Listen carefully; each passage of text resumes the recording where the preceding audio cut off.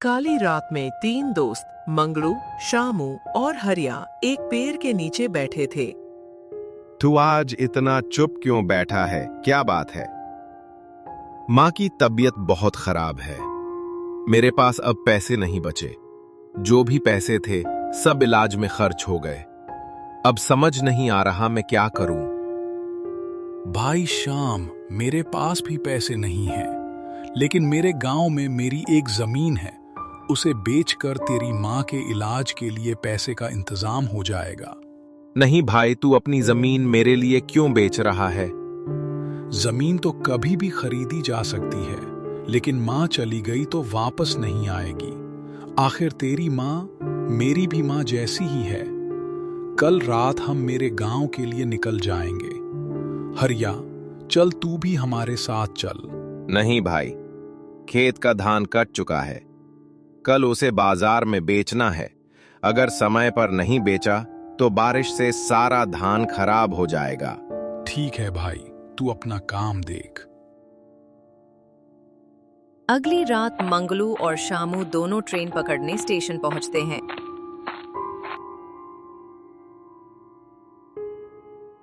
रास्ते में दोनों बात करते हुए जाते हैं। और कितनी दूर है तेरा गांव? बस कुछ ही दूर है। इतने में स्टेशन आ जाता है। मंगलू और शामू ट्रेन से बाहर उतरते हैं। चल भाई, अब बस पकड़नी होगी। रेलवे स्टेशन से बाहर निकलते ही मंगलू को उसके गांव का एक आदमी मिल जाता है। अरे मंगरू, मुझे पहचाना कि नहीं? अरे शैलेंस चाचा, आपको कैसे नहीं पहचानूंगा? इतनी रात को गांव जा रहे हो? हाँ चाचा। मंगलू, एक बात बोलूं? हाँ बोलिए ना चाचा। बेटा, ज्यादा जरूरी ना हो तो रात में मत जाओ। कल सुबह चले जाना। लेकिन क्यों चाचा? बस मत जाओ। ऐसा कहकर वो आदमी वहां से चला जाता है। मंगलू ने उसकी बात पर ज्यादा ध्यान नहीं दिया। दोनों बस का इंतजार करने लगे। बहुत देर तक बस नहीं आई। चल भाई, पैदल ही गांव चलते हैं। मुझे नहीं लगता अब बस आएगी। दोनों पैदल जाने ही वाले थे कि पीछे से एक बस आकर रुकी। दोनों उसमें बैठ जाते हैं। बस में बैठते ही उन्हें अजीब लगता है। सारे लोग चुपचाप बैठे थे। न कोई आवाज, न कोई किसी से बात कर रहा था। भाई मंगलू, कंडक्टर से टिकट ले ले। मंगलू ने देखा वहां कोई कंडक्टर था ही नहीं। शामू ने खिड़की से बाहर देखा। उसे एक पेड़ से लटका हुआ कंकाल दिखाई दिया। वो डर के मारे चिल्लाया, देख भाई, बाहर देख। मंगलू ने बाहर देखा। वहां कुछ भी नहीं था। शामू को बहुत अजीब लग रहा था। तभी अचानक बस रुक गई। बस में बैठे लोग धीरे धीरे उनकी तरफ मुड़ने लगे। जैसे ही दोनों ने घबराकर पलक झपकाई, सारे लोग कंकाल में बदल गए। दोनों घबराकर दौड़ पड़े। पीछे से एक कंकाल उनके सामने आकर खड़ा हो गया। अब तुम दोनों भी हमारी ही तरह हमेशा हमेशा के लिए इसी बस। मगर मंगरू और शामू किसी तरह उसे धक्का देकर बस के बाहर भाग निकले। शामू ने पीछे मुड़कर देखा। एक कंकाल उनका पीछा कर रहा था। दोनों अपनी पूरी ताकत लगाकर भागे। भागते भागते वे जंगल के बीच पहुंच गए। उन्हें एक पुराना मंदिर दिखा। दोनों सीधे उसी की ओर भागने लगे। मंदिर में पहुंचकर दोनों ने पीछे देखा। अब कोई उनका पीछा नहीं कर रहा था। दोनों इतने डरे हुए थे कि पूरी रात मंदिर से बाहर नहीं निकले। सुबह मंदिर का पुजारी वहां आया। तुम दोनों कौन हो और यहाँ पर क्या कर रहे हो? दोनों ने उसे पूरी बात बताई।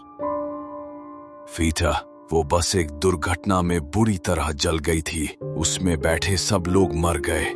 तभी से कहा जाता है कि वो बस रात में अनजान लोगों को बैठाकर उनकी जान ले लेती है। तुम दोनों किस्मत वाले हो कि बच गए। ये सुनकर दोनों चुपचाप वहां से निकल गए और मंगलू दोनों मिलकर मंगलू की जमीन बेच देते हैं। सौदा जल्दी हो गया, पैसे हाथ में आए, लेकिन जब सब गिनते हैं तो शामू मायूस होकर बोलता है, भाई मंगलू, अभी भी 38,000 रुपये कम पड़ रहे हैं। चल भाई, पहले गांव लौटते हैं, कुछ ना कुछ तो रास्ता निकल ही आएगा।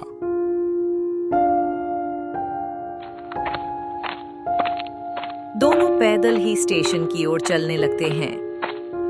थोड़ी दूर ही पहुंचे थे कि पीछे से एक आवाज आती है, शामू भाई रुको, शामू भाई जरा रुक। दोनों डर के मारे ठिठक जाते हैं। धीरे धीरे पीछे मुड़ते हैं। एक आदमी भागता हुआ पास आता है। अरे राजू, तू कहाँ था इतने दिन और यहाँ क्या कर रहा है? शामू ने पूछा।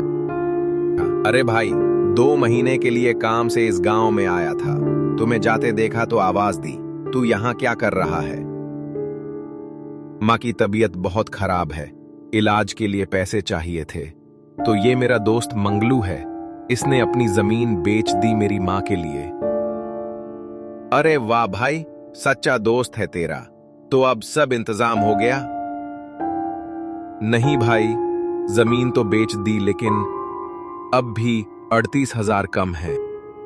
तो अब क्या करोगे? पता नहीं भाई, गांव जाकर देखता हूँ। राजू ने उसकी तरफ देखा और कहा, एक काम करेगा मेरे लिए? हाँ बोलना भाई, कुछ सामान माँ के लिए गांव भेजना है, तू लेकर चला जाएगा? हाँ हाँ भाई, बिल्कुल। राजू ने उन्हें अपने साथ चलने को कहा, पर रास्ता थोड़ा अजीब था। वो उन्हें गांव की ओर ले जाने के बजाय एक गुफा की ओर ले जा रहा था। भाई, ये तेरा घर है, कहाँ ला रहा है तू हमें? बस यहीं पास में है मेरा घर। गुफा के अंदर घुसते ही बहुत तेज बदबू, एक लाश जमीन पर पड़ी हुई, चेहरे पर कपड़ा पड़ा हुआ। मंगलू घबराकर बोला, अरे भाई, तूने किसी को मारकर यहाँ फेंक दिया क्या? दोनों डरकर भागने ही वाले थे कि एक जोर का हवा का झोंका आता है और कपड़ा उड़ जाता है। चेहरा साफ दिखता है। वो लाश खुद राजू की ही थी। शामू और मंगलू कांप जाते हैं। तभी राजू की आवाज गूंजती है, मैं गांव से माँ को बोलकर निकला था, कहा था 2 महीने बाद आऊंगा, लेकिन काम जल्दी खत्म हो गया था तो लौट रहा था। रात बहुत हो चुकी थी और तभी वो भूतिया बस आई जो तुमने देखी थी। तुम दोनों तो बच गए, लेकिन मैं नहीं बच पाया। उन भूतों ने मुझे मारकर यहीं फेंक दिया। राजू एक थैला आगे बढ़ाता है। ये 3 लाख रुपए हैं, इसमें से तुम्हारी माँ के इलाज के लिए जो चाहिए वो ले लो, बाकी मेरी माँ को दे देना। मैं तुझ पर भरोसा करता हूँ शामू भाई, मेरा भरोसा मत तोड़ना। इतना कहकर राजू की आत्मा धीरे धीरे गायब हो जाती है।